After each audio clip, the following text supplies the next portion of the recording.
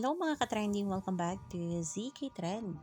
At dahil nga present ngayon si Bel Mariano sa SM Valenzuela na kung saan nga ay talaga namang pasabog na pasabog ang promotion. Kauna-unahang mall promo pa nga ito ng meet, greet and buy, ngunit pasabog na nga kaagad.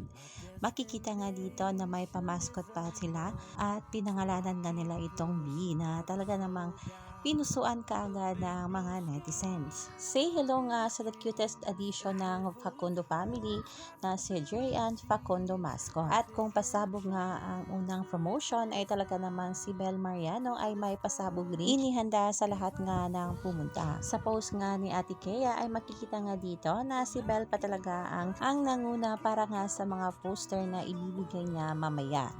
At pagkatapos nga ng SM Valenzuela ay pupunta naman si Bel ng SM Sangandaan.